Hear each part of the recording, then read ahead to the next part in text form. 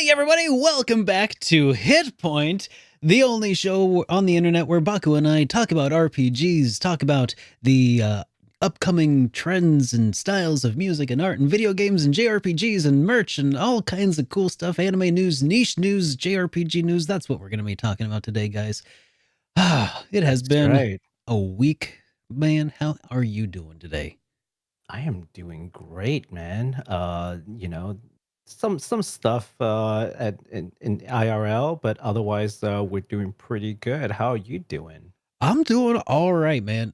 It's just last week I was getting timestamps and everything ready for the show, and the first thing I hear when I started up the show is, "Hey everybody, welcome back to Super Derek Streams." I was like, "No, no!" But this time I nailed the intro more or less, and I think so. I'm Yes. feeling pretty good about today. It's gonna be a You good feeling? day. I'm feeling pretty good too. All right. Oh, What's next on the intro? What are we talking about next? well, Baku, whatever we're talking about next has got to be with, I guess, our top headline, isn't it?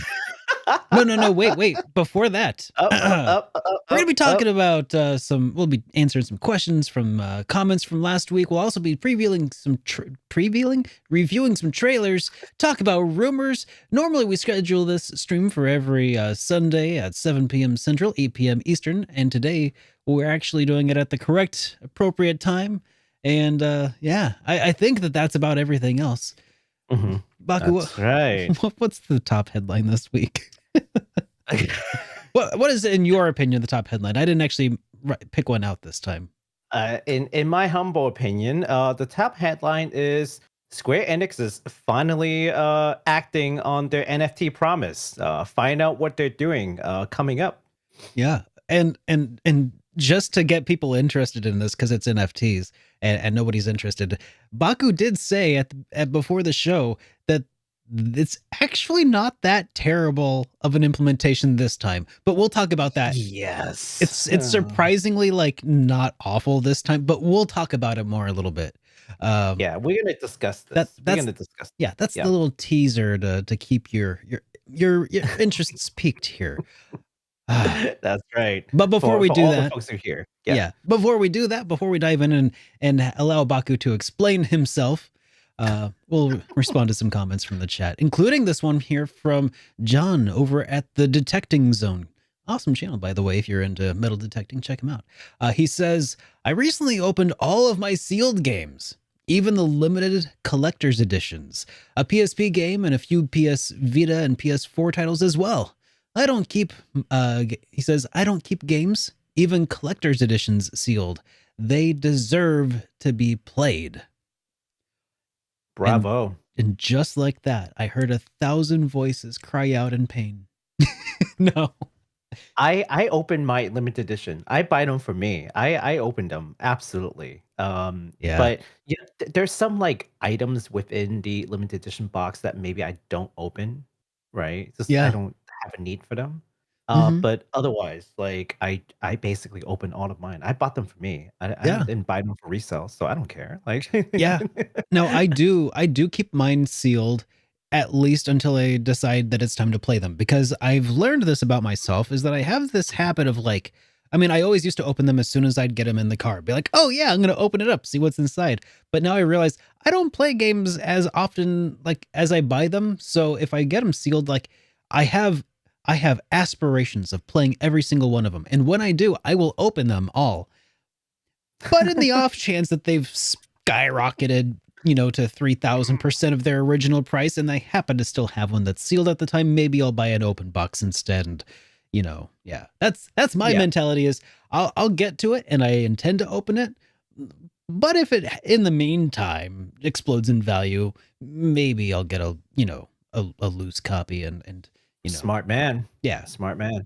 I actually still haven't opened my Ida Somni and Found Nirvana initiative for that reason. But I plan on doing that on stream at some point, which we'll talk a little bit about.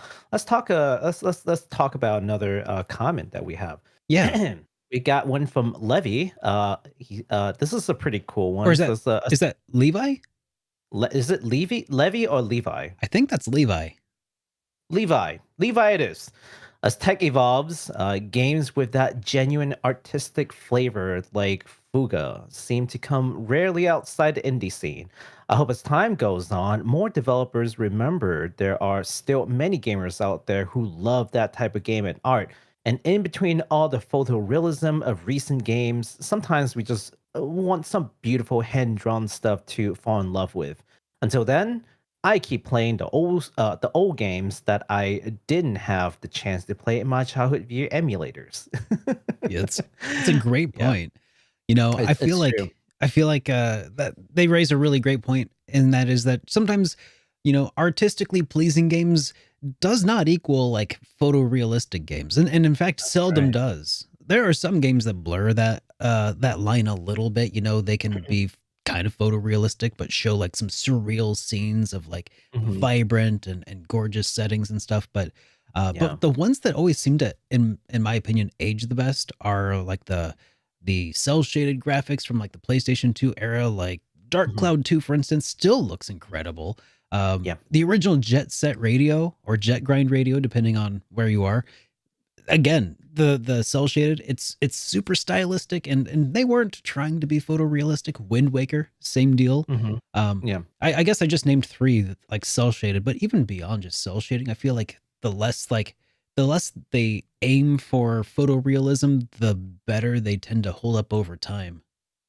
That's true. That is true. I mean, high polygon count and high definition is not the same as like great aesthetics, right? Like it Hmm. could be, but you could also have a game that has photorealistic people in super dull and ugly settings, and that's not aesthetics at all, right? So you kind of have to hit both.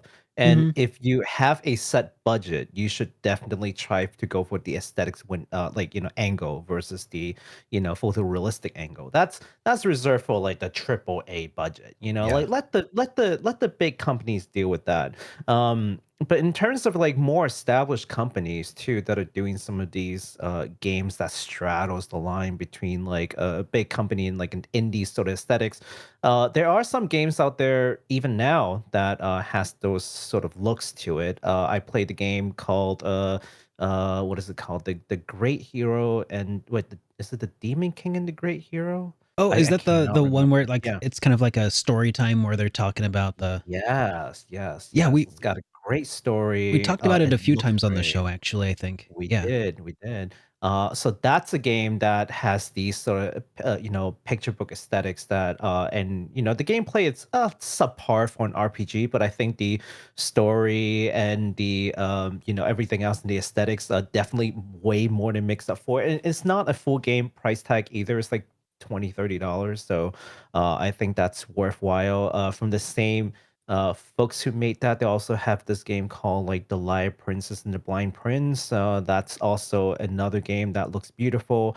Mhm. Yomawari, the game where you run around and try to solve this sort of like Japanese horror Oh, yeah. mystery. Yeah, Uh-huh. that also's got these like great aesthetics to it. It reminded me a lot That of, Bastion, I think that one did. Yes, yes, yes. So there are definitely games like that out there, if you look for it, and we're definitely gonna report some of these games. Like what's another one that I thought was pretty cool that we both thought was pretty cool was the one that looks kinda like a Persona slash, like, Oh, Italian horror movie, that one, I yeah. forgot the name of it, but, we talked about in previous show. That also looks amazing. It's got this great aesthetics, right? So, definitely there are definitely games like that coming up, and we're definitely gonna keep, reporting on Oh, those. yeah. So, We'll stay showcase tuned. them all as they show up.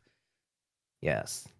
Anyway, Alright. yeah. So we also actually don't have any voicemails this week, but if you would like to leave us a voicemail, you may do so at 785-337-3805. And if you do leave us a voicemail there, there's a very good chance that it'll be played on the air and we'll have a discussion about it as well. So yeah, if you have interest, you can do so, or you can also just email us a voice file to hitpoint@superderekrpgs.com. Absolutely. So, Derek, there is one thing that we haven't really touched on yet. So, what exactly have you been up to lately? Not much. My bad. There's a reason Hmm. I kind of didn't talk about that very much. It's like, Oh. yeah, I've been kind of, I mean, I've been working on some stuff behind the scenes, but nothing really, um, nothing really to talk about as far as like it relates to Super Dark RPG's channel and stuff. I guess I've been taking a little bit of a break, a little mental health break, I guess, and Mhm. yeah. Yeah, absolutely. And me too, because I, oh my God, I said that I was going to upload a weekly video for Weep Sauce. I have not done that. And Oh. I've barely streamed at all on my Twitch channel either, because I've also been taking a slight like mental break. I kind of explained it on Twitter, but some Hmm. in real life things happening, new job, my mother's medical bill is having some issue and it's driving me crazy. It's not the end of the world, but it's Yeah. just insurance company is, arguing against the medical center, arguing against the surgical center, which is a completely different billing department. I didn't know that, Hmm. right?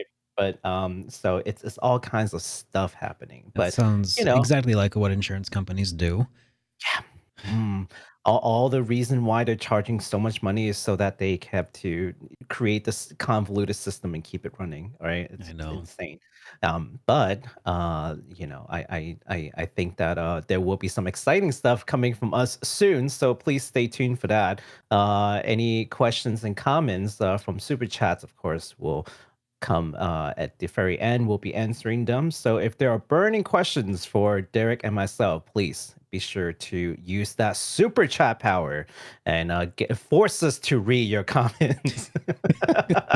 Do it, you coward. Jeez. Anyways, let's start with some corrections from last week's show. And I apologize and thank you for those who point out some of these mistakes. I go back and double check them. Some of them are just like straight up blatant mistakes. Other ones are like tucked in the corner. I just didn't read it. Hmm.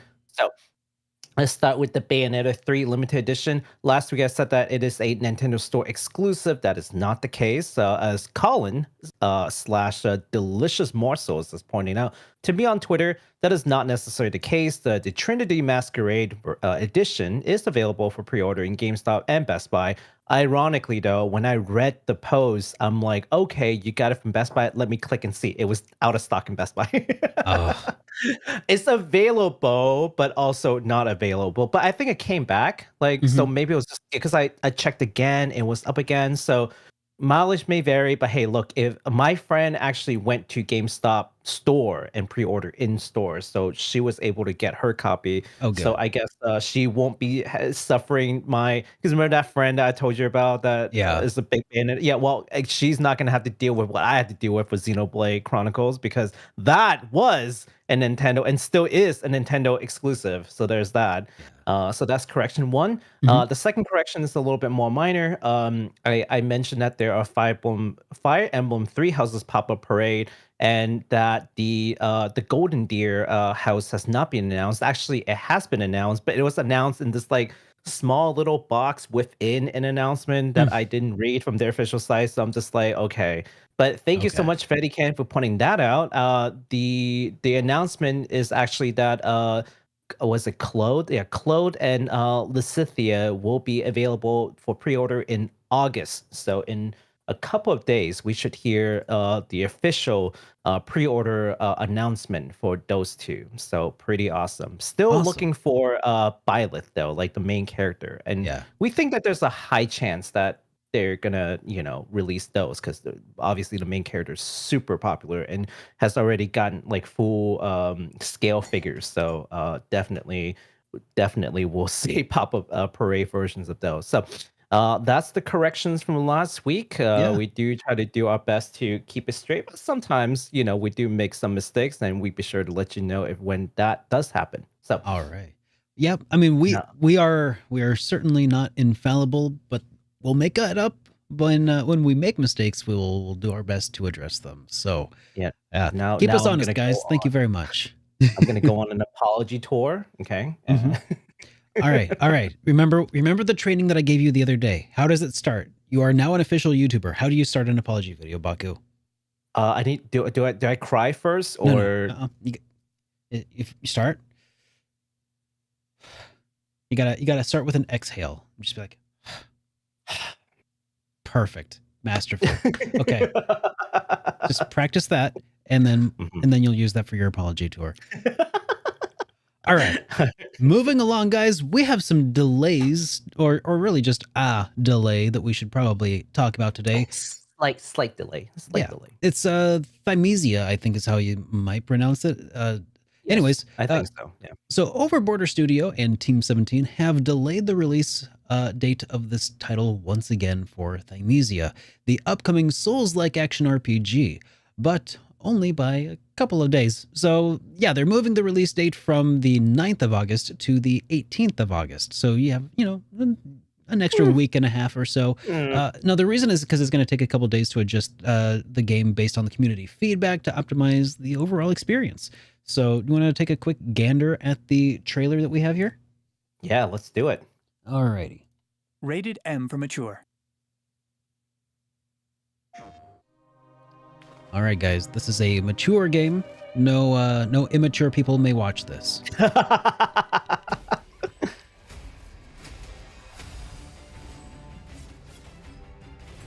Hey, that actually looks. It looks pretty good. Mm-hmm. It looks a little bit more Bloodborne-y than Soulsy. Soul, yeah. A little more aggressive from the looks of things. Also a little bit more dashy. Yeah. But it looks like it favors the offense and the dodging, and It's almost like there is a you can almost write like a scale of these kind of like action RPG between like say NieR Automata to like a proper Souls game. yeah, Like you can almost slide Like a a- scale of like how dashy spectrum. and offensive. Yeah. Like Yeah. East would be like on the one farther end of the spectrum where like you can just kind of go ham and take some damage, or like absolutely no damage allowed, like 2 hits and you're dead. And that would be like the Soul's End. So That would be super really cool. interesting. I'd like to hear that spectrum kind of drawn out, mapped out. Like, maybe not wouldn't not be like the way of like a tier list, but I would be Mhm. really interested in seeing you do something like that, where you might do a tier list of like, I don't even know what the ranks would be, but like grouping Yeah. different I guess it'd be like a sliding scale between hack and slash towards More Soulsborne. methodical, yeah. Yeah. More methodical, observe your opponent, no mistakes allowed kind of deal. Yeah. Yeah, absolutely. All right. So, anyways, the game is going to be released on PlayStation 5, Xbox Series X, S, and onto PC. And I think it looks pretty darn like decent as far as like as far as the deluge of Soulsborne clones go. And I don't use that word in this case. I'm not trying to be like derogatory about it, but like it's started this entire genre, right? Yeah. That's being filled in at this point. And as far as those go, that looked pretty solid as far Yeah. as like trying to kind of attain that same at least visually speaking from the trailer, so Yeah, keep your eyes peeled absolutely. if that is of interest to you. Absolutely. Yeah. I think we've got a good amount of like fans in here. Well, hopefully fans of us, but more importantly, fans of like Souls games in general. So yeah, we'll definitely be keeping eyes on those. And is there anything that pops up that you guys are interested in? Let us know in the comments, man. We're interested in knowing what you're interested in, so that we're making sure that we're covering things that would appeal to all of you. So That's right. definitely let us know. All right. So some updates to the past releases, and this is gonna start off with some bad news. But hey, look, don't shoot the messenger. Okay, I'm just here to tell you what Atlas is telling us. And Atlas has confirmed on a Persona channel blog post that owners of the PS4 version of the game will not be getting a free upgrade to PS5. That matters to like the 10 of you that managed to get a PS5 and was That's looking true. forward to playing Persona 5 Royal on that spanking new PS5. Yeah, I'm one of you. Hey, listen, don't hurt me. I'm one of you. I have the PS4 version. I bought it on day one, still haven't played it, still in wrap. I was hoping that I can get that free upgrade to PS5, so I'm like, play it. Yeah, not happening. I'll be very curious in seeing a side-by-side comparison of Persona 5 Royal PS4 played on a PS5 versus the PS5 upgrade. I would like to see what does the upgrade actually do, because the visual aesthetics of Persona 5 on PS4 and heck even on PS3 are such that it's really hard to distinguish like what how best should I say this? Yeah. I guess maybe not Persona 5 Golden or Royal, because Persona 5 Royal was only on PS4. But the original Persona 5 was also on PS4 and PS3. And it was so hard to distinguish between the two. And they looked incredible on both systems. But that was an early PS4 title. So I don't know. You know, funny you mentioned that, right? Because as I'm writing this thing, I was actually looking through and trying to find, you know, if there are any kind of like talking points from Atlas about like the PS5 version. Like, oh, we're gonna have, you know, 140 FPS, say, or like full 60 FPS, you know, no drops, right? At 4K, right? Nothing. I couldn't find anything, right? I can only assume that it would be that based on other games with a PS5 version. But I've not found any solid, you know, marketing kind of language from Atlas. No that selling points given. These things. Yeah. So as far as I'm concerned, there really isn't a huge, you know, difference until they can, you know, demonstrate it. So I, like you, I would love to see a, you know, comparison between the two. Well, I can tell you at least one Yeah. difference, and that is that the PS5 version's probably going to be up for sale for how much? Like $70? Maybe not 70, but probably for a lot more than the PS4 version that you could easily acquire at this point at, you know, a used copy for instance. So Well, one thing I do know about the PS5 version is that it will come with all previous DLCs in a single package, but that's about it. That speaks nothing about performance. You will be getting all the DLCs, which is great if that's what you care about, and not so great if you don't. But yeah, full price. I'm expecting full price. Atlas, man, he's gonna charge full price. maybe. Well, I mean, if they're, I mean, I feel like they have to realize this is the third time they're releasing it on a different console at this point. It'd be a little on the nose to. And it comes with all the DLCs. It comes with all the DLCs, Derek. Yeah, it does. Anyways, No More Heroes 3 is getting a port to other consoles, and we have a release date at this point.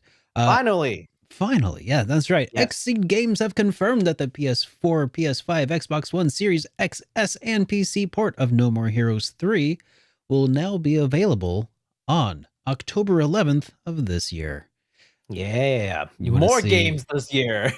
Hey! I needed more games to not be able to play.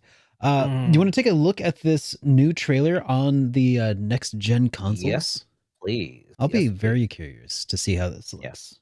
Yeah. All right. Again, it's a mature game, so if you're immature, you may look away. Look at that, Travis. I know. He's so cool. I know. See, this is another one of those series that like I've always been meaning to play and I never did. Oh man, it's great. The Bayonetta. Yeah. It's so great. My name is Travis Touchdown. Look at that hair. He's so cool. Save the world. Here we go. I think you should grow your hair out, Derek, and get this cut. I've had it before. I want his jacket. I want a Travis Touchdown jacket and the glasses. If we get you the jacket, will you get this hair? Yeah. Okay. Now I don't know if I'll dye it black, but you bet. You don't have to dye it black. Okay. That's a pain. Yeah. But we'll crowdfund the jacket, I think. What I love about his I can't remember what the name of his sword is at this point, the light sword. What I think is super cool about it is that it's designed in such a way that you could feasibly cosplay it actually pretty okay.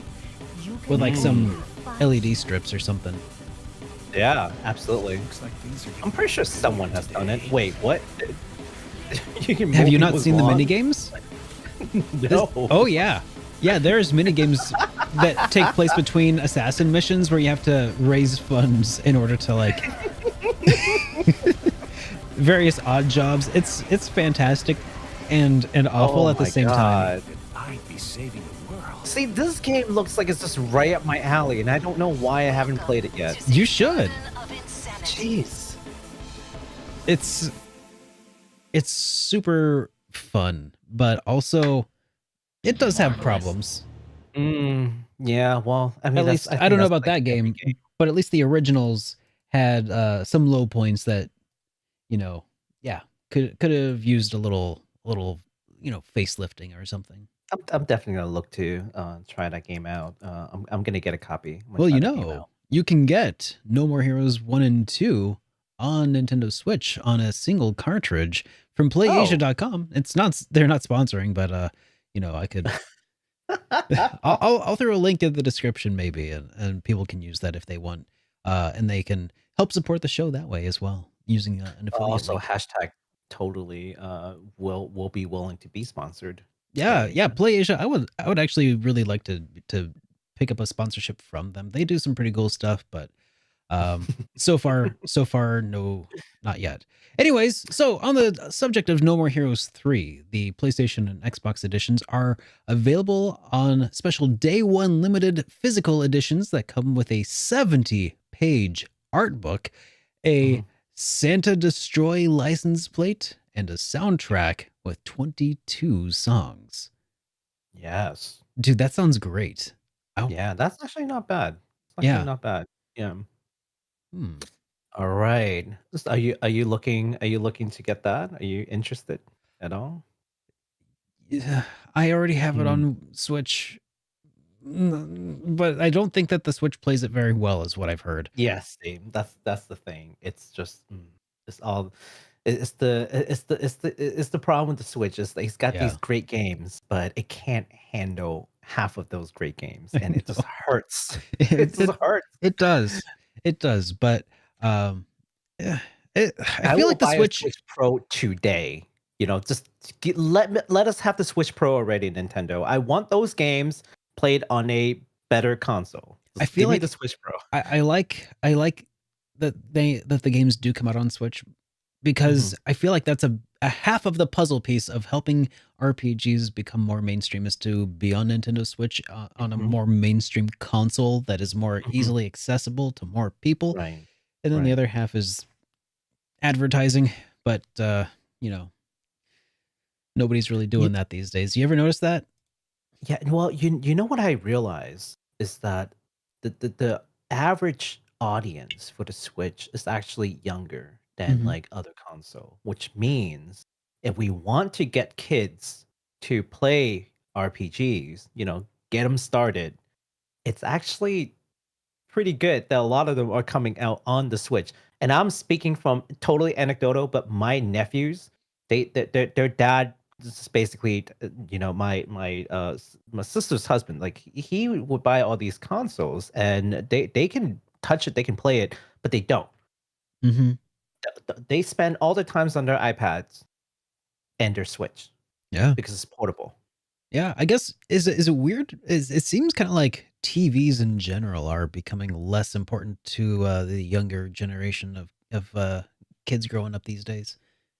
I think the touch screen and their interactivity is, a big selling point to Yeah. kids.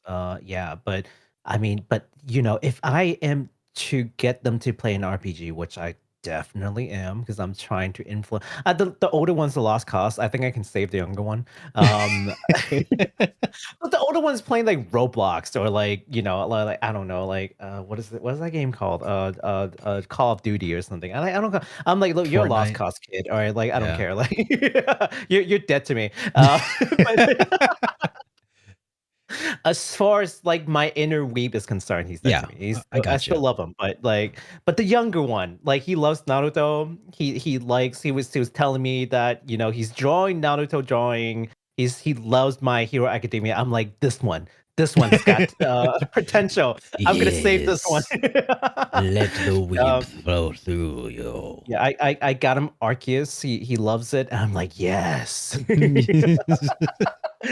Because we Great. talked about like gateway RPG, right? I'm Yeah. like, yes, this is the gateway. That's awesome. Yeah. All right. So speaking of more games moving to ports, let's talk about East, because I know you guys love East. Speaking of, because we also recommended East to one of our viewer, and her son absolutely Diana. loves absolutely loves it. So I'm just so glad. So some of these action RPGs, and now there are more ways to play. So East is going to PS5. And now we have a release day, or rather release dates. I'm going to list them out because it's different region. It's going to be November 15th for North America. So US, Canada, Mexico, I believe. November 18th for Europe. And then November 25th for Oceania. So basically, Oceania. I guess, Mhm. Oceania. Yeah. So Yeah. basically like New Zealand, Australia, and maybe some of the Southeast Asia areas. Yeah. Okay. So that's going to be November 25th. So we do have a release date trailer, and this time it's not rated for mature. Oh, all right. So even all the immature people can stay. Whew. All right, good. I'm tired of breaking the rules. I know. So I will say, I want to keep this in mind as I watch this trailer, because this is going to be interesting, because this game was originally made for PlayStation Vita. Okay.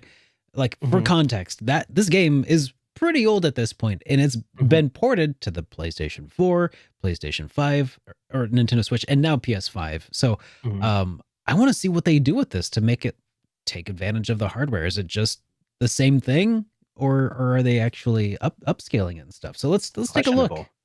Yeah, let's find out.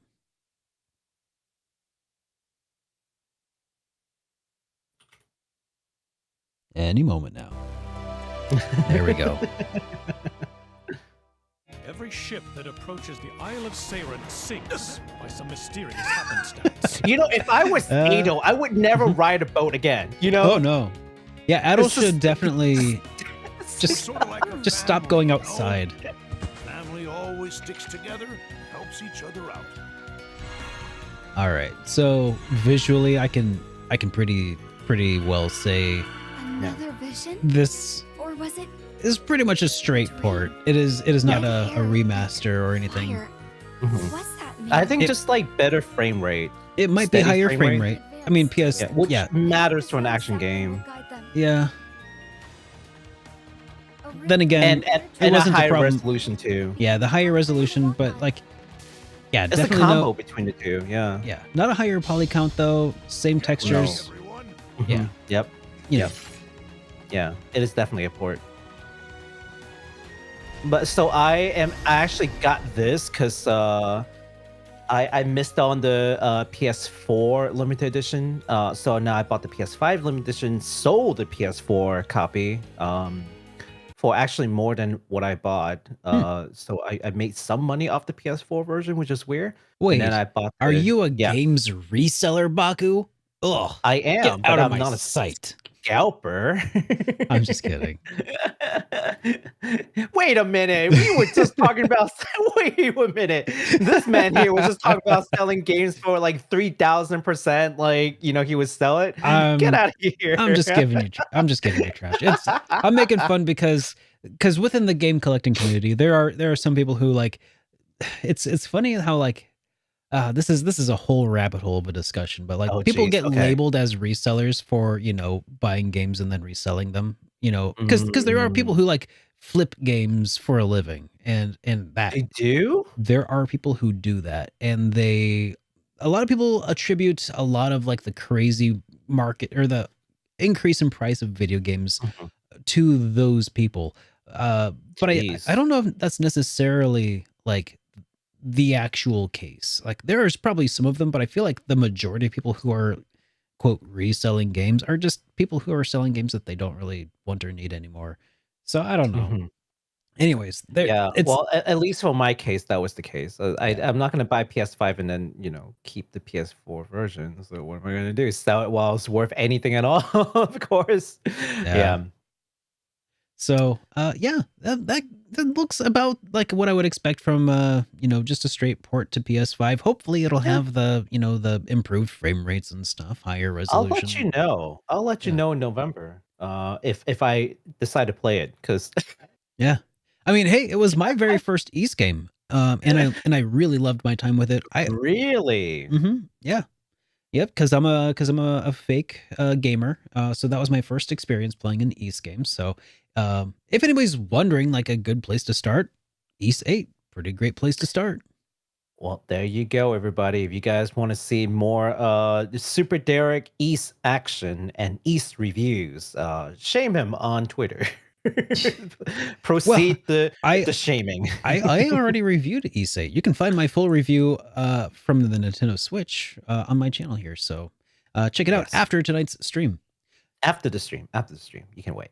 All right, so speaking of limited edition, which is what I bought, as of right now, you can still get the limited edition on the NIS store. It's actually pretty good. Yeah, so check that out. If you haven't gotten that already and you didn't know that there's the thing, go look at it right now and take a look. All right, All so right. we have some releases coming out this week that we should get everybody up to speed on. We have it's just like just 2 or 3 or something like that. So Yeah, extremely busy week. Oh my god. we have Sword Art Online, Alicization Lycoris, the Blooming of the Matriarch DLC. Matricaria. Yeah, that's the one. Will be released. I think it's Matricaria. Sure. Yeah. Will be released Yes. on PlayStation 4, Xbox One, and PC via Steam on the 25th of this month. Additionally, Bandai Namco have announced that the game will be ported to the Nintendo Switch on the 29th of September this year. So, the 2 paid DLCs will also be included, will also be released at a later date. That's right. Yeah. So this base game is currently available for on PS4, Xbox One, and PC, and the Blooming Matricaria is the second paid DLC. That's what's being available this week. This is the latest edition. We did talk a little bit about it before, but now we have a definitive date, and the date when they give us the date, it's like, oh, by the way, it's next week. Like what? That's a little sudden. Yeah. But then they also announced the Switch port. So for anyone who's playing on the Switch, it's like, oh no, I didn't get my SAO game. Well, congratulations, it's coming along with all the DLCs and such. Just in a later day. All right. All right. So fans of Mega Man series rejoice because Azure Striker Gunvolt 3, which really has been called like the successor to like the Mega Man franchise, this platformer will be released on different dates for different platforms. So it's coming out on July 28th for Nintendo Switch, which is next week. But if you're playing on Xbox One, Xbox Series X and S, that's actually going to come a couple of days later in August 2nd. Now, finally, if you're a PC Master Race, well, you're going to have to wait until winter of this year to play this game. I'm not sure why they have this like staggered release date by platform, but it is what it is. Now, if you're a PS gamer, unfortunately, I could not find anything about Gunvolt 3 coming to the PlayStation console, but no, maybe later. I don't know. But weird. That's it for now. Yeah, I And know. I was about to say PC Master wait, but I guess PS owners gotta wait a little longer. So yeah. Now we've got another game coming out later this week, Koumajou, Remilia, Scarlet Symphony. This is a Toho-themed Castlevania game that is, I think we talked about this once upon a time. It is coming to the Nintendo Switch and on Steam on the 28th, and as I recall, it looked pretty dang cool. Oh yeah, it's a beautiful like Castlevania game. If you look at it, you're just gonna be like, well, that's definitely Castlevania. But it's like, wait, but I've never seen these characters before. Yeah, well, it even had like the after characters, images, right? Yeah, they did. It did. Yeah. Yeah, It was that's super awesome. cool. Yeah. It was a Dojin game, basically like a indies game, yeah. Japanese indie game. Yeah. And then it got really popular and it got picked up, and now it's having like official ports. So super. I mean, I feel like it's kind of like proven itself in some sense, right? So definitely, if you are a Castlevania fan or a Toho fan or both, then this is the game for you. All right. Speaking of side-scroll platformers, we also got a game called Lost Epic. It is a 2D side-scrolling action RPG from 1 or 8. Will release in July 28th on PS4, 5, Switch, and exiting early access on Steam on the same day. So yes, you can play the game on Steam right now, but that is still the early access version.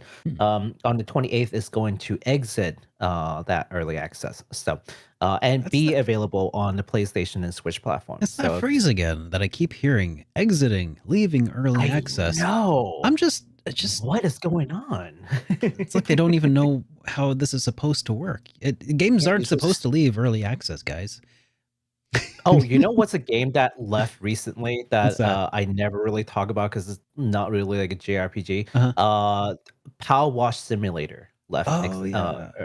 And you know, okay, look, this is not JRPG. I do recommend it because it's just super relaxing. Just sitting there, just like washing a thing. It's relaxing. Just give it a time. Give it a try. It's like Zen time. Okay. Yeah. All All right. Well, we've also got Vestaria Saga 2, The Sacred Sword of Silvanister. No, What a title. Silvanister. Yeah. This is Yeah. a second game in the Vestaria series. This title is coming to PC via Steam on the 28th of this month. Yes. That's the, if you recall, that is the game from Kaga, the guy who like started the Fire Emblem series. Oh, yeah. Okay, I remember that one. Yeah, that one. Yeah, so that one's coming. So pretty cool. So hey, fans of the old school Fire Emblem game, y'all check that out. The first game's already out. Now the second game is coming. All right. All right. Now we're moving to like the meaty games, like the ones. Ooh, okay. The much anticipated. Okay, Digimon Survive. Fans waited long enough for this one. The new grid-based tactical RPG is coming to PS4, Xbox One, Switch, and PC on July 29th. And we've got a gameplay trailer for all of you. So if we don't mind taking a look at it, What if I did mind? well, then we'll just skip it. Oh, okay. Well, luckily, I don't actually mind. Surrounded with mysteries and monsters. So, does this trailer have gameplay in it?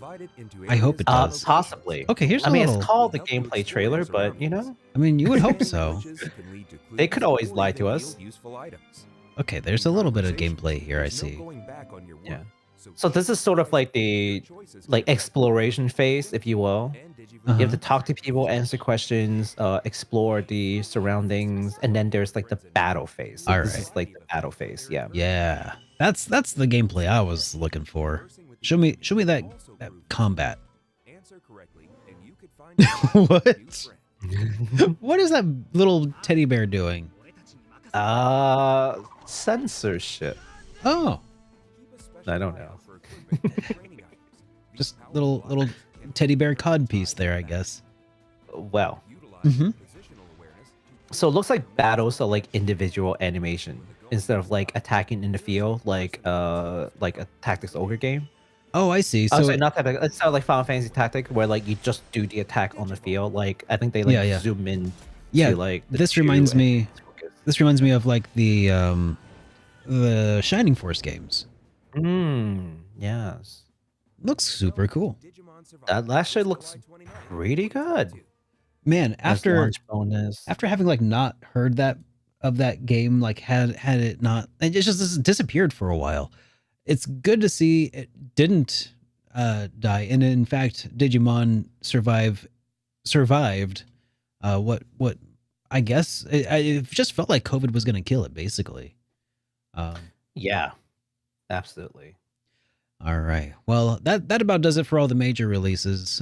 We have this smaller indie though that we should probably talk about, I guess. Called Xenoblade Chronicles 3. Yeah, it's Yeah, wasn't sure if people knew about that one. yeah, it's pretty underground. It's a little So, nothing, yeah. Yeah, Xenoblade Chronicles 3 is coming exclusively to the Nintendo Switch, for those of you who did not know. It is coming out on the 29th of this month, So just a few days away, and apparently leaks of this game are already out. So watch out for spoilers, because of course. And then on the other hand, if you actually want more information about the game, Nintendo Nintendo released an 8-minute long trailer. We're not going to watch it here, but there is a link in the description for your viewing pleasure. Oh yeah, that trailer is just Just dripping with tons of spoilers. spoilers, just all over the place. So we're not gonna play it. We're not gonna play it. Don't click away from our video. Don't click away from the broadcast, please. have a seat, please. Stop it. Don't touch that No, dial. yeah, no, Okay. because I know that a lot of folks are I- pretty sensitive about the. I Mhm. am too, but I watched it for all of you. I watched it to see if there's anything worthwhile, and there wasn't anything worthwhile for me to talk about. But now I've just been thoroughly spoiled. So Gotcha. yay! Well, It thank you, was for Baku. nothing. It was for nothing. I appreciate you sacrificing yourself so that we don't have to. And the worst part about that is that the people who really wanted to, or were curious and wanting and willing and able to watch the trailer, they've already watched it 1,000 times. They've already dissected it 1,000 times. So, but yeah, if anybody else wants to check out the trailer and they didn't know it was out, it is, and it's a doozy. Not that I've seen it. No, it's great. It's got a lot of information for anyone who is interested in it. It's a great trailer. It's just it's something that I wish I haven't seen personally, only because I wanted to be a little bit more in the blind. But hey, if you don't care, you want more information, you want to know if this is the right game for you, because you're still on the fence about this whole series. Go look at that trailer. I think it's going to change your mind about a lot of things, right? But Yeah. if you already got the game, you're a fan, you don't want to be spoiled, then obviously stay the heck away. I feel like yeah. I feel like if you don't know about like Xenoblade, jumping in with Xenoblade 3, probably not like the best choice, right? Yeah.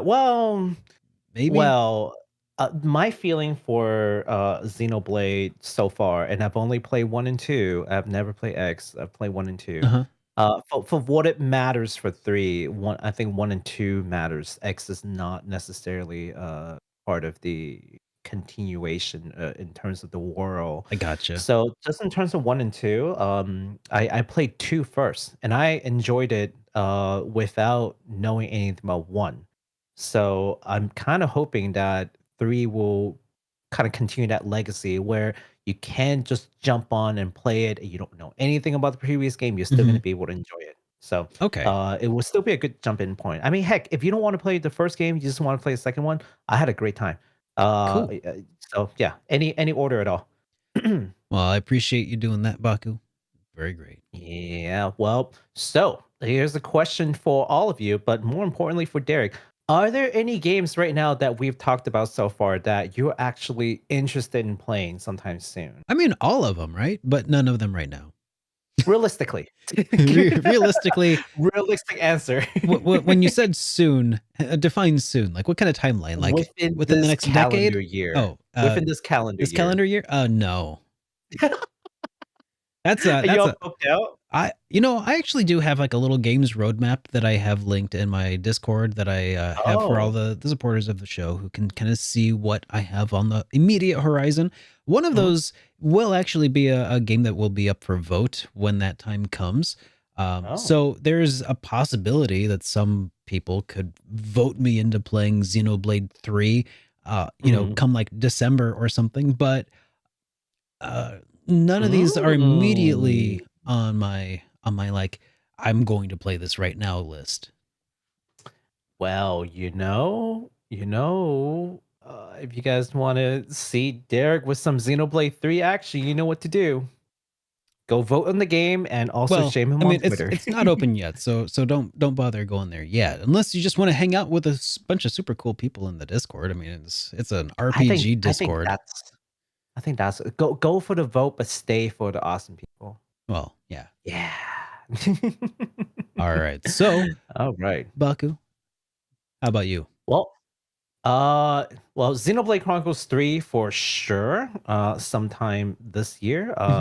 Though I'm kind of debating if I want to wait until the first major DLC to come out. So, for anyone who does not know about this game, there are 4 DLCs, 4 waves of DLC. Wave 1 is just cosmetic things that's going to come out on the day of the release. Okay. Then, sometime between then and the end of the year, there will be there'll be a second wave DLC that actually has some like extra characters that makes the story a little different. So Mhm. the gameplay is going to be a little different. And then wave 3 is sometime next year before April. And then the last wave is what we're expecting to be like an expanded story, kind of like Future Connect or Torna did for the first and second game. We don't know yet, but that's what we're sort of expecting. And that's towards the end of next year. Okay. So for all I know, I could be playing that in 2024. Jeez. Uh, so I'm expecting to do 2 playthroughs. I typically don't do 2 playthroughs. I do 1 playthrough, but Mhm. right now it looks like I'm gonna have to do 2 playthroughs. Once with the second wave DLC and the second time with everything. Wow. So we'll Okay. see. Yeah. I'm also looking forward to playing Digimon Survive. Probably not this year, and East 8 also probably not this year, but probably early next year. So close enough. Yeah. Yeah. All right. Well, All hey, right. well, we should probably take a little shift here in tone because we're about out of games that are coming out this week. How many was that? Like 10, 15? Jeez. It feels like 1,000. Oh But my god. we have some industry news to take a look at. And Baku, Yeah. what is this? Because I'm not much of a Monster Hunter guy, but this news has certainly caught my eye, and I'm like, I feel like What is this? yeah, this is Hold on. Let's see if you can take a look at my screen really quick. Okay. yeah. Okay. So let's talk about this. So this is as part of a special exhibition in the city of Sakai in Japan. The exhibition is called Monster Hunter X Sakai. And now what y'all may or may not know about the city of Sakai is that it is famous for producing katanas in the country of Japan. So Yeah. obviously it's probably like the highest honor, if you will, right? Yeah. There are 3 Japanese craftsmen who have sort of combined the effort to create a full-sized replica of a long sword that is used in Monster Hunter called Kakaru Kumo Naki. Could you zoom in a little So bit, please? Like, zoom your screen in. Yeah, yeah, yeah. Perfect. there you go. That Look at that. is Gorgeous, right? absolutely. Okay, so let's talk about it. So we've got master swordsmith Jun Mitsuno, who made the blade using ultra low carbon steel. Akiko Maeda, who is a woodsmith who crafted the wooden handle and the scabbard. And then Mm. finally, Masakazu Yamaguchi, who is a master painter who had painted this entire piece with photochromic paint so that the sword can simulate how the blade would change color as it does in game, depending on the light source. Wow. Yeah. Wow. So Okay. yeah. Now, the entire sword is 3.1 meters long, and that's 10 feet for all of you who are, in the Imperial unit, right? Yeah, yeah. Us Americans, is 10 feet long, okay? And weighs 150 kilo, which translates to 330 pounds. That sword is 330 pounds. Wow. Oh, Yeah, it took 3 years to produce from planning to production and at a cost at about 65,000 US dollars. Just the material, I think, not including their labor hours. whoa. It's 10 freedom units long. That's correct. Whoa. $65,000. Now I can definitely imagine there's some like ultra rich like Monster Hunter fan, like oil baron who just loves Monster Hunter for some reason, Uh-huh. who would totally want to get their hands on this. And you know what? I feel like this wouldn't be a bad like art piece to like collect. You know how we talked about like the $10,000, $12,000 Terra statue. We're just like, yeah, that's terrible because that's still kind of mass produced. This is definitely a one of a kind piece right here. So hey, anyone who's watching right now, first of all, if you're like an oil baron, maybe throw some super chat. We would love to talk to you. But also, if you're an oil baron who loves Monster Hunter, this is an art piece that you can put in one of your many mentions. I don't know. I mean, let's say they charge double, triple even. So that's like 180,000 chump change for you. Chump change. By the way, if you guys were here for last week episode, just remember that $250,000 can get you a studio in Japan. That is true. That is very true. As Nintendo had demonstrated. You know, sometimes I think of like, man, money doesn't go very far these days, but then I see, you know, studios being bought up for $250,000. I'm like, oh, I guess the dollar still has some purchasing power. Crazy. Yeah. Oh, here's another view of the sword, by the way. Link down the description for sources. The gamers, thank you so much for the gamer for hooking us up. There's like a suit of armor in the bag, but the story is not about the armor. But you know, you can always look at it. But you look at the way that it shines. Dude, it's just gorgeous. This is the sort of weapon that that makes me wish that like power armor existed. Because yes, otherwise, how are you going to use this? I mean, obviously you shouldn't because it's painted and you would ruin the paint finish, right? But part of me wants to do the redneck thing, take it out back and see what I could chop down, you know, take out a couple trees with a single swing. 330 pounds, man. Whew. Oh, well, got to work on those guns first. You know, you got to be able to swing 330 pounds proficiently. Well, that's what the power armor is for, right?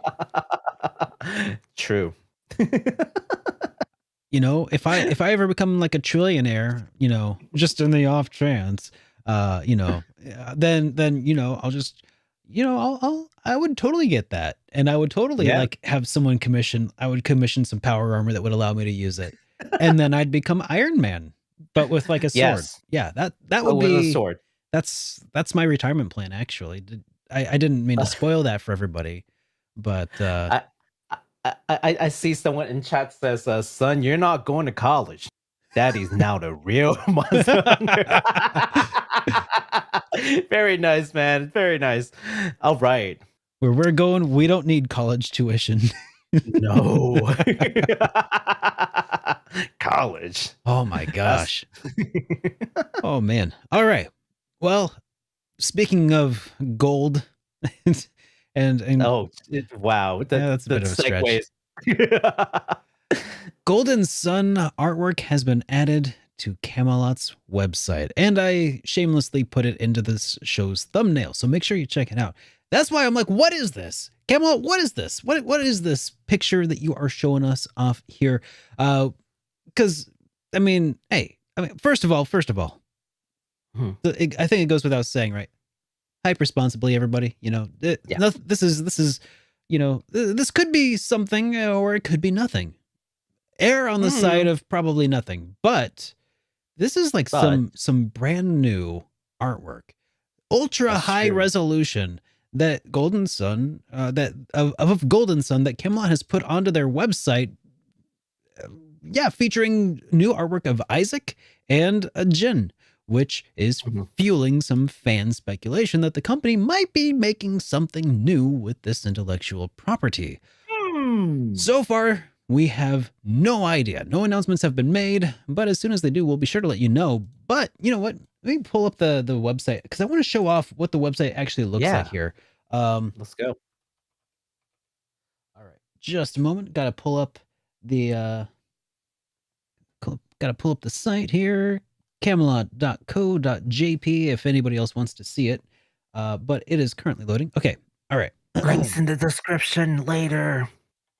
All right. And actually links in the description right now. All right. So this is what the website looks like right now. Camelot company profile. Okay, cool. So you scroll down a little bit. They say, oh, look at this. And then, hey, there's this guy. And he's moving around a little bit. That's kind of neat. And then you scroll a little bit further down. And then, oh, wait. That is a second Jin. Because before it was a different Jin. When I went here earlier today, that was a wind Jin.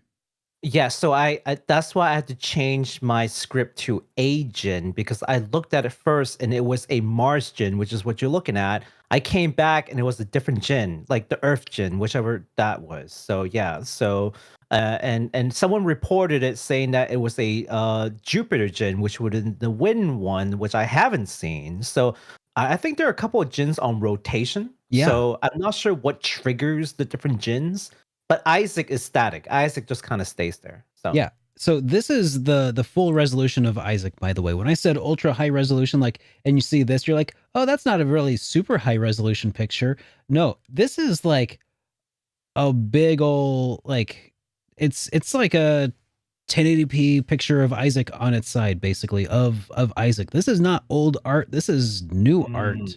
This is definitely new art. And that looks really good. So, I mean, it could be nothing. But it could be Or- everything.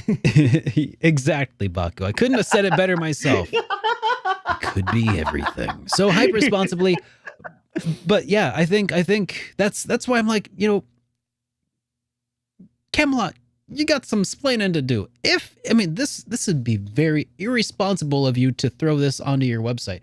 I mean, without any additional context. By the way, Baku, I don't speak Japanese. I don't understand these moon runes. I'm guessing that these are just little statements of like, oh yes, we make video games or something. Here's Basically. like There's absolutely nothing that says new Golden Sun coming soon. It's just very generic, like, oh, look at our game history and whatever. That's just the corporate site, right? Yeah. So yeah, nothing. I mean, I would have definitely made a note if I saw anything of interest. But yeah, but the fact that they're making such a move, I think I think it's a good timing too because we're looking at like sort of the revival of like the PS1 Super Nintendo era, and this sits kind of like where that sits, right? And these games are selling well, so I don't see why they wouldn't do it. The writing's on the wall as far as like it's now or never. I mean, it's either you revive it now or this is not ever going to come out. And the right? other reason that I feel like they have to answer for this, instead of just being like, because this isn't just like some random IP that they chose, right? This is because they have lots of games that they work on. And this isn't necessarily even like the most like popular one that they've ever made, because Camelot has also worked on, well, gosh, if we're going all the way back, Camelot, they were the people behind, some of the people behind the original Shining Force. They were some of the original people behind a lot of like the Mario golf games, a lot of, oh my God, a lot of Mario and sports related games that sell pretty well. Like Golf Story, I think is also like an RPG golf game that they do. Right. And anyways, they have a huge like backlog of everything they could have done that they could have chosen for some stock imagery there if they had wanted to, something a little more a little more recent from their history if they wanted to. But they went with Isaac, and not just Isaac, but like, is it all of the gens? Like, is it Mars? Is it the wind? Like, I wonder how many I can see if I just like refresh the page a time or two. Like, see, that's the thing. Refreshing the page did not change it for me, but it does change over time. So I don't think it's just a refresh. There's it got might to be be like on a some timer. It might be on a timer. Yeah. So yeah, I couldn't just refresh it to get it to change. I mean, But that seems. Oh, okay. yeah. Okay. So here's my pro tip. It works again because I did a Control F5. Oh. And now I have this guy. And if I do a Control F5 again, I wonder if it's because I think get all of them. Yeah, because if you hit Control F5, there you go. it does your cache Isn't that again. Jupiter? That's Jupiter. And then here's the Earth now. Mm-hmm. So yeah, it's just Control F5, you can get them all. So that's just super interesting. Like they didn't have to commission all 4 gens. They didn't have to do that. They didn't have to commission a high res copy of Isaac, but they did. Is this because they just happened to have it laying around? Suspicious. Yeah, it's pretty sus. So anyways, that's the whole reason for the title and the thumbnail. Like, Camelot, explain yourself. Yes, please, Camelot. That's my soapbox, and that's why I'm irrationally, irresponsibly somewhat hyped at the moment. I need to reel it in a little bit. But yeah, Watch next week. They're gonna be like, oh, by the way, here is the new Golden Sun, and it's coming December 2022. dude, oh God, don't you dare. Don't you bring that evil upon us this year. we thought you needed more games to play this year. What do you mean? All right, go ahead. Take your next story here, Baku. All right. So let's talk a little bit about merch. So for anyone who's sort of in the know, it is like figure season. Okay. So this is what I mean. Kotobukiya Collection Online 2022, Mega Hobby Expo 2022, Wonder Festival 2022, summer, and I mean Hobby Camp just happened over the week. That's like 4 major figures announcements, and there were lots of figures in this on display. Some are from anime, some are from games, some are robot figure kits, hobby kits. Some are like like kaiju's. You name it, they had it. On display. So we're not gonna go over much of any of them really, but the links are down below in the description. So you want to take a some of those at your leisure, please do so. There are literally hundreds of pictures that I had to scan through.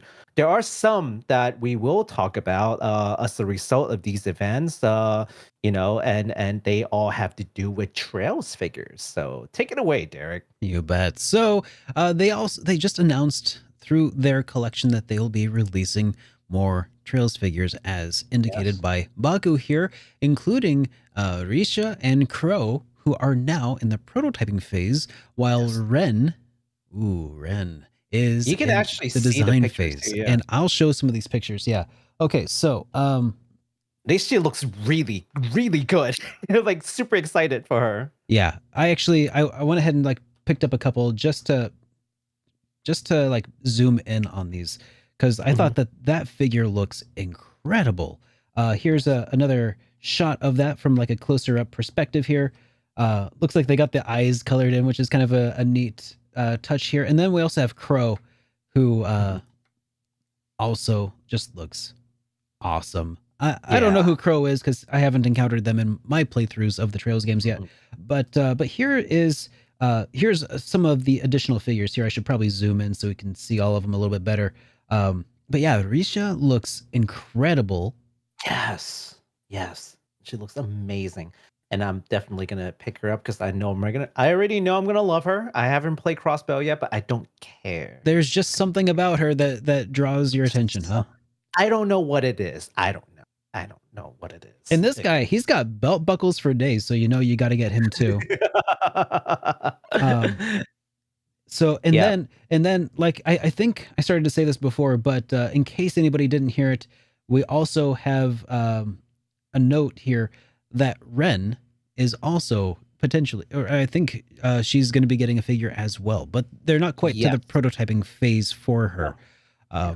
So I think they pick like the concept. So like usually it's going to be based on this image right here. Yeah. Right. So that's the image. That's the age. That's the design. Like that's the pose that they're going to go with. So we have some idea, unless that changes. But for the most part, we're not going to get like the sky Ren. We're going to get the I think this is Zero Azure. I think Zero Azure, yeah. This is Crossbell Ren. So we're gonna be getting Crossbell Ren, basically. Yeah. So and in the future we might get, older Ren, right? So but for sure from Kotobukiya we're getting that.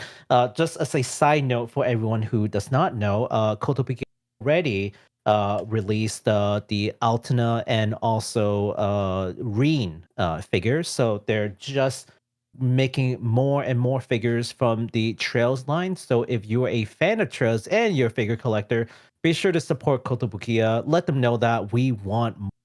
And also, where is Estelle? That's a very good question. This is the question that no one's answering. Where is Estelle? Bestel? Where's Estelle? Yes. And maybe Annalise. Yes. Annalise. Who else? How about just everybody, honestly? Charizard, Charizard. Yeah, Charizard. Charizard. That's her name. Yeah, Charizard.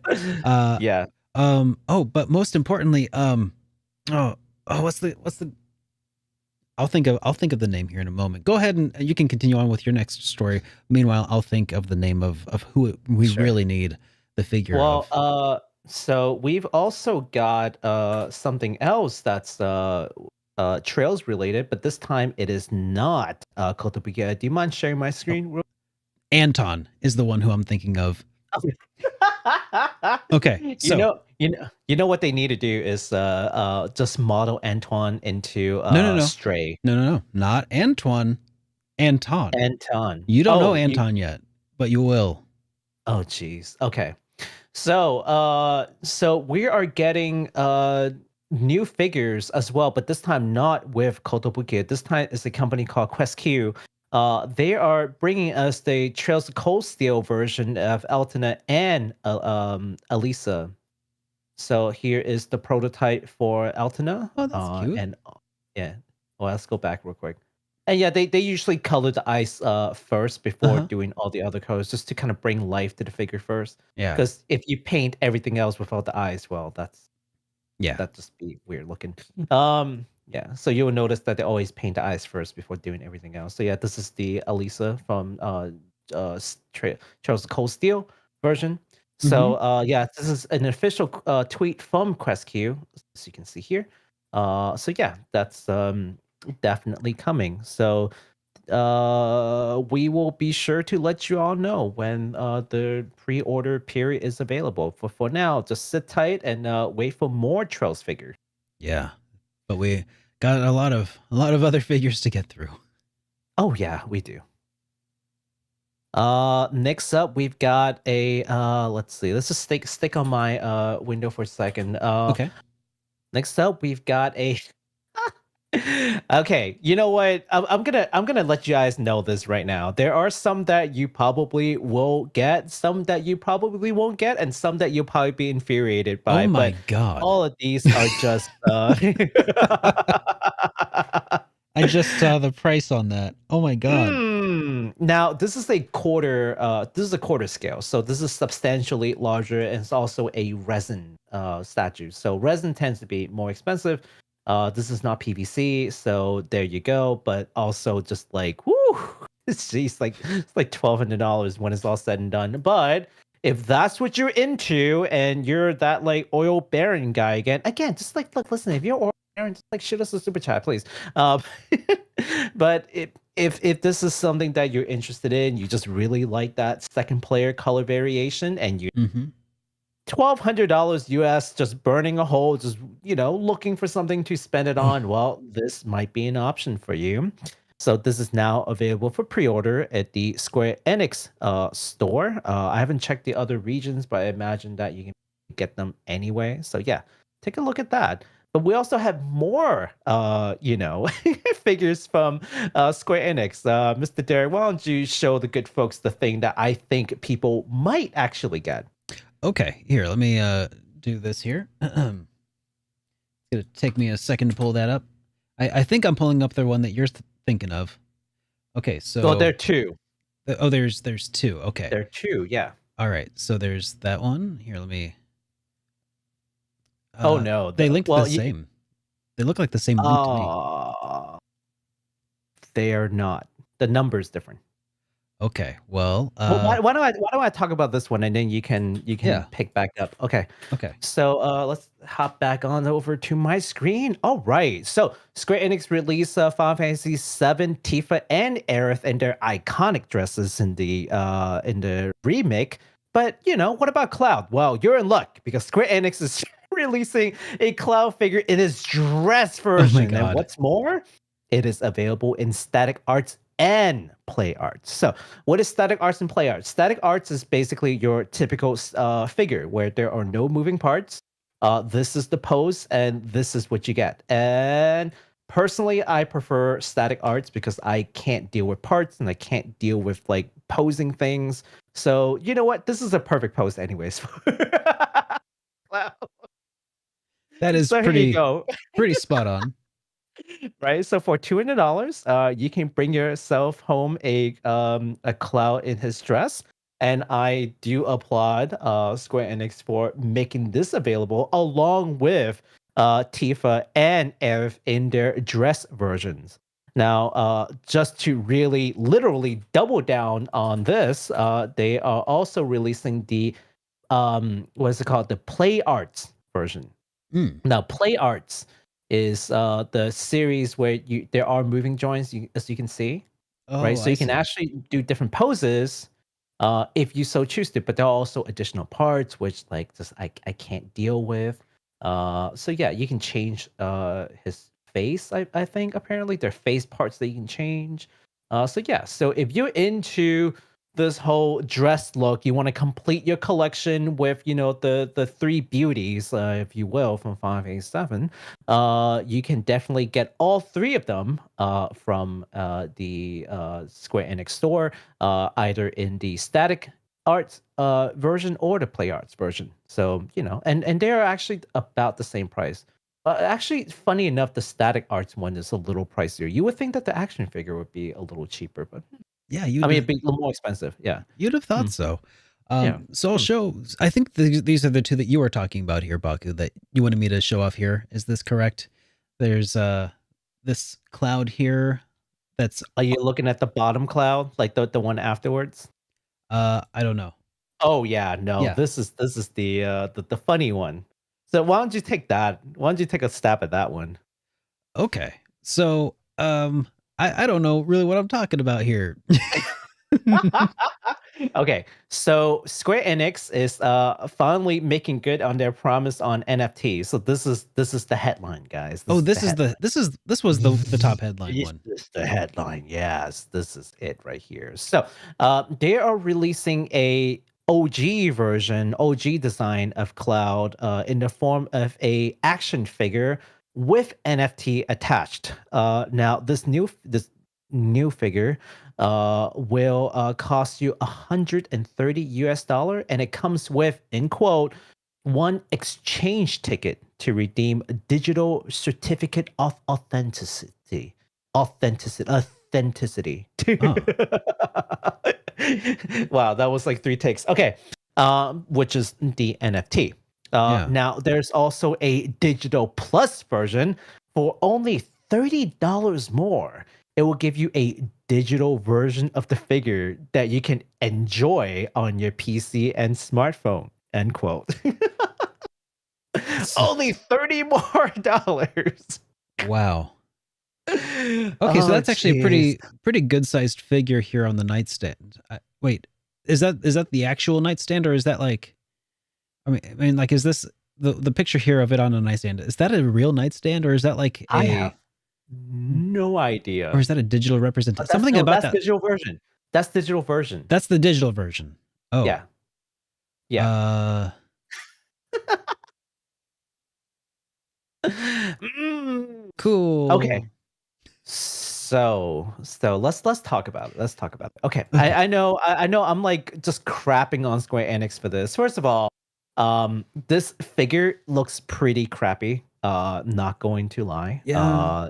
That's just as a I product mean, in for general, it's 130 pretty. bucks. Yeah, it's pretty crappy for $130. I mean, we saw for like the remake version with the dress, but there's also the remake version without the dress if you want a more direct comparison for that style of Cloud. And that one goes for like 50 bucks more, but it's just way more detail. It looks way better. It's just Mhm. like, why did you even bother releasing this other than to like usher in like the NFT? So I felt a little force fed. As a figure collector, I looked at this. I have like zero, and not because I'm not a fan of Cloud, but just doesn't look that good to begin with. Now, Mm. speaking of the NFT part, remember what we were saying in the beginning of the show that we feel like, hey, this is actually maybe not the worst use as NFT, Yeah. because one of the better use of NFT, honestly, as a technology, not tying into the coin mining, but just the technology of NFT, is certificate. Yeah. So as long as you can just issue certificates without a currency tied to it, because the currency is the bad part. The currency is the part where you have to mine and you have to do all these things. If it's just an NFT as a proof of purchase or a proof of authenticity, Mhm. that's actually not a bad idea that you can provide extra value to anyone buying any kind of collectibles, Yeah. like be it cards or figures, any kind of collectibles. Like that's not a bad idea, okay? Because there's a unique signature now, right? That's attached to Mhm. it, which fights a lot of counterfeit because counterfeit from China is a huge problem in collectibles. So Yeah. I see that as a potential way to combat these counterfeits from China. Yeah, because if you can just Yeah. counterfeit a figure, what's to stop you from counterfeiting a certificate of authenticity? I mean, well, this is one way to combat that is to put it on, the blockchain to Mhm. actually make it a non-fungible by definition. Yeah. Like it cannot be funged, like as Yeah. opposed to like a physical certificate that you could swap it You out. could still forge that, yeah. Yeah. And I know I'm seeing someone say, "Well, without currency in JPEG," not necessarily, because Mhm. you can still transfer that certificate on the blockchain, right? So you can still transfer that. So let's say I'm selling this figure on an open market, I can transfer that over to somebody else, and we can, use that to sort of determine whether or not this figure is indeed authentic based on its record, Mhm. right? And that is something that you have a way harder time in trying to to fake. Yeah. Obviously, it's not. I don't think it's like impossible, but at the same time, it's very difficult to do. So, Yeah. I mean, and also because that's it's yeah. open technology, one of the other benefits is that it Mhm. it basically guarantees that Square Enix does not make any more than they claim to have, right? Yeah, And absolutely. yeah, so that's another benefit that it has to collectors. Like if it says 11 of 50, for instance, and Mhm. not in this case, but if that was like that limited of a run, if they did it with like the Terra statue, for instance, Yeah, then you would have that authenticity, that guarantee that they only made 50 because you can see it correct. on the chain that there are only 50 NFTs 50. and you can see who all of the owners are, more or Exactly. less. So yeah, So yeah, there so is some benefit there actually, too. yeah, I know we're crapping on it because it's just so stupid as a product, but the technology behind future figure sales or collectible sales, again, as long as it doesn't have a currency tied to it and there's no mining, Yeah. just the NFT, just a certificate, is actually not a bad use. And as It's long as it's actually not also a bad not use. In tied all into fairness. gameplay. Like if I Yeah, as long as please, you don't have please do to. not tie into gameplay. Just good God, please don't. Yeah, Yeah. this is the other thing that I'm really watching Square Enix for is, are you gonna tie NFT to gameplay? Because the second that happens, my opinion is gonna flip. But for collectibles, actually okay. Yeah. Not a bad idea. Yeah. Yeah. Not a terrible implementation. I just hope it's not the start of like, you know, Some kind of weird revolution. Yeah. yeah. Mm, Yeah. yeah. But so we're, Cuz we're still cuz when bracing the for head of Square changes. Enix is talking about how NFTs are the future of gaming, this is not what he's talking about. Yeah. This is not Just the end goal that he's been talking about for sure. So let's just I mean, it's them testing some waters though at least. So yeah. So we'll just know see. that we're not singing praises of NFT. We're just being very Trying to be we're, fair, we're, I we're think. trying to be fair. We're trying to be fair, but we're definitely not singing praises to it. Like NFT is great. It is not. No, it's It is not, it is no. especially the direction that the president seems to want to take the technology. It is absolutely not something that we would like to see. Yeah. But for this very Specific specific instance implementation. and uses, it's fine. Yeah. Hey, so also we have an additional little bit of merch here. It's not a figure and it is also not an NFT. This is a Chocobo and the Airship. Chocobo and the Airship. It's a Final Sorry. Fantasy picture book. Square Enix is publishing a new picture book adventure title called Chocobo and the Airship, written by Kazuhiko Aoki, director of the Chocobo's Dungeon 2, and illustrated by Toshiyuki Itahana. I hope I said that correct. Character That's good designer enough. for Chocobo's Dungeon, and is a picture book for all ages and will be available on March 21st of next year, which is kind of interesting. You want to take a look at the picture book? Yeah, let's do it. I think the cover is still in Japanese right now, but once it is available for that international release in March, you will get like an English, obviously English cover. All the contents will be in English, so Mhm. no worries there. Yeah, you're seeing the Japanese cover for now, but they said that this is just their current cover. Yeah, So it's going to be yeah, the hardcover, English and version, as you can see, it's going to be about $18. yeah, which So is not bad. I mean, for a not picture book, yeah, yeah, not bad at all. yeah, I don't know how many pages it'll be, but that's kind of neat. yeah. It's how we were talking about how we will appeal to younger generations of RPG players. Some I 4D chess going on here. start them young, man. Start them young. I was like, picture books? What? Switch games? Hmm. I mean, hey, I, I guess Square Enix at least has the right idea, more or less, that we Yeah. should, yeah. So, How to appeal to the younger generation. Yeah, you know what? I think that within our viewership, there are a lot of you with kids and maybe young kids. So, hey, that could be something that you might be interested in picking it for yourself or your little ones, or, or some kind of, like a book reading time, right? So, maybe wait for the review, right, to see what kind of story it comes in. But I think Chocobo like Dungeon, the Chocobo like sub series has been always been very wholesome. So I just don't have any second guesses on that one. So but definitely check that out. It's gonna come out in March next year. all right. Well, I think that about does it for all the merch stuff. So, before we wind down, let's take a look at some of the super chats that we've received throughout today's stream. Starting with Yes. this one from Mushy, who says, or asks Baku rather, are you Mhm. going to be streaming Xenoblade 3, Baku? Yes, and I also inadvertently answered you during the middle of the stream, but I'll just say it again. Not sure if I'm gonna wait until the DLC to come out first before I play it, but I'm like 80% sure that I'm gonna wait until at least the wave 2 of DLC to play it. That way I have a very different playthrough than other people, because then I'll be playing with some DLC for the first time. So it'll be Mhm. interesting. Yeah. All right, But the answer is yes. we got another one here from Still Alive, who says, I've been reading up Hey. on the TurboGrafx a lot lately, and it's got me wondering, what's your favorite RPG for the system? So, for instance, the East games. Mm.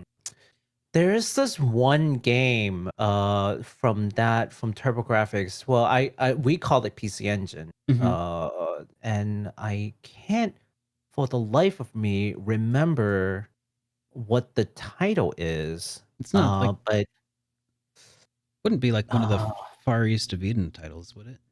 oh yes, yes, yes, yes, that one. I was about to Hey, say like it she's almost has shot in like the dark. yeah, because it has. I was just gonna say, like, it has the whole like manji thing in there, and like people are like, "Oh, that's the swastika." It's like, no, that's the manji, which is completely different. Mhm. But I can see why you would make people would see that and say that's a swastika. It is not. So the manji has been used in Buddhist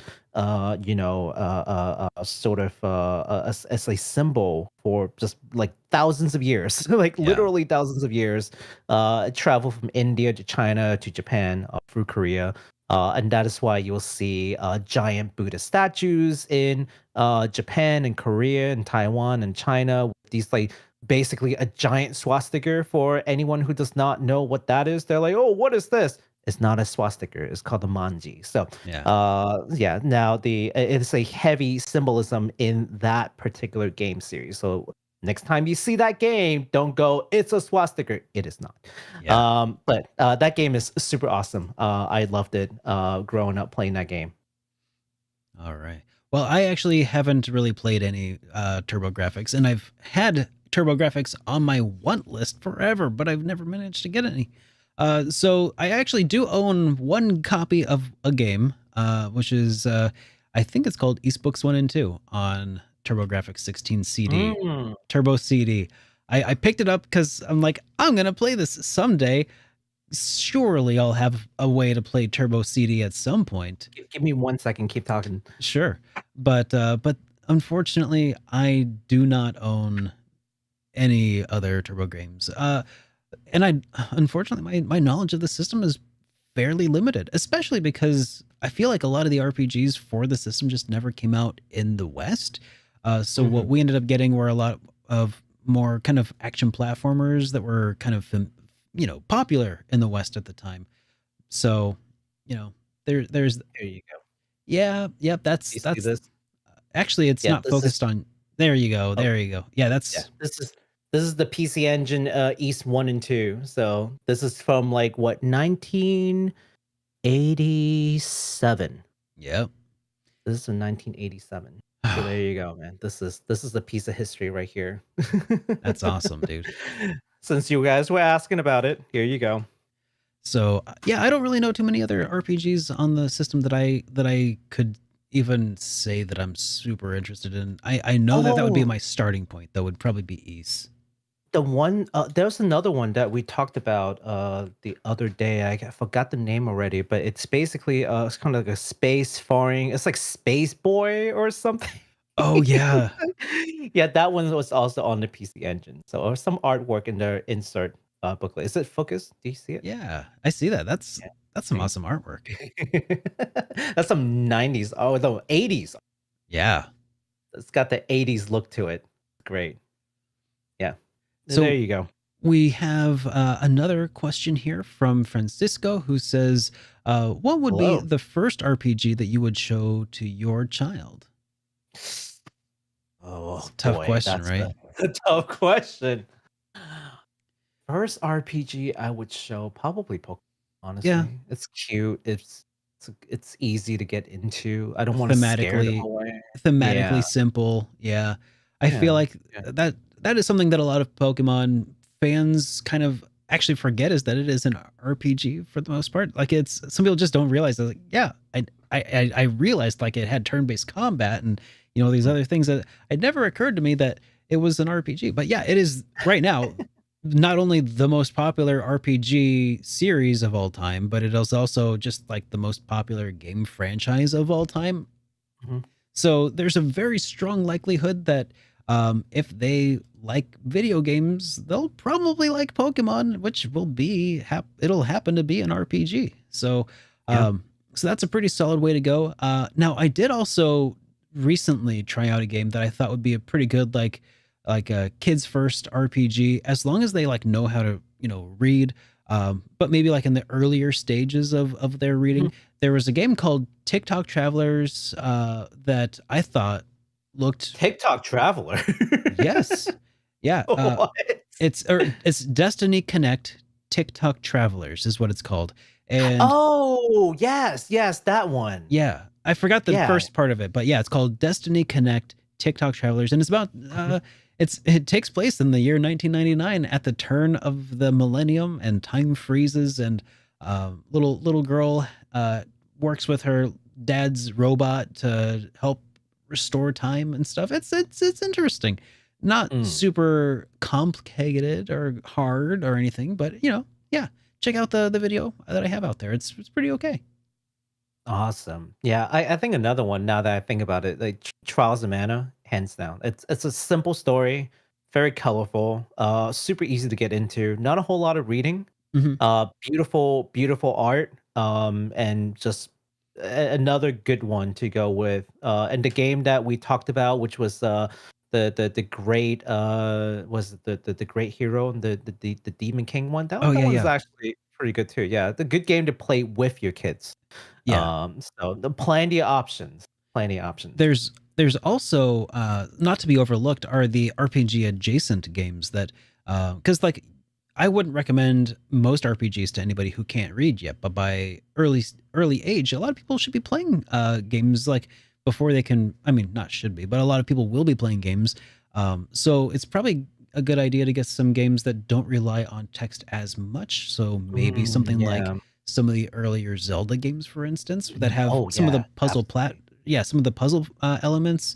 some of Mhm. the basic combat kind of elements, like, you know, push a button to swing a sword, that translates really well into action RPGs at a later point. And that was honestly, that's kind of what sent me down my eventual RPG rabbit hole, was Link to the Past. So, Oh, um, yeah, that game is classic. Yeah, absolutely. Yeah, I definitely give the kids, like, something a little easy to digest, like, Nintendo is just gameplay-wise so and good about that, aren't they? yeah, yeah, and the story-wise, just something easier for Uh-huh. them to understand. You know, I've worked their way up, but I've actually also got a whole video talking specifically about like gateway RPGs, like oh, getting people into playing RPGs, and how it really is going to vary, like depending on who it is that you're trying to get into RPGs and what their interests are. So I think that would be the other angle, is just whatever interests my kid had. Like if they're really into firefighters or something, there are actually firefighter action RPGs on the Super Nintendo, believe it or not. So they're ours. yeah. Well, What? there's one, I think. Mm, There's two similar games, but one of them is more of an action RPG than the other, but I can't remember the names of them at the moment. But I mm. think it's unfortunately a UK exclusive. So, Oh, okay, that's interesting. yeah. UK exclusive. But yeah. That's not something I hear a lot nowadays. Yeah, not too Yeah, often. yeah, UK exclusive. Alright. Yeah, so that all the super chat we've gotten today? Is that all the burning questions we've gotten today? I do believe that is all of the burning questions. So, Alright. with that, guys, thank you so much for joining us this evening. It has been a pleasure to stream for you. If you are enjoying this stream or this podcast on another platform of choice that allows you to like or review us, please be sure to do so. It really helps the channel grow and gain more viewers and listeners. So, but until next week, I hope you all have a great rest of your week. And Baku, do you have any closing thoughts that you'd like to leave the audience with? Yeah, absolutely. Still looking for that oral baron amongst you. Please show yourself. And also play Asia. Hmm? Oh Play yeah. Asia. Come on, play come on, come on. Let's talk, play Asia. All right. Alrighty. Have a great night, everybody. Take care.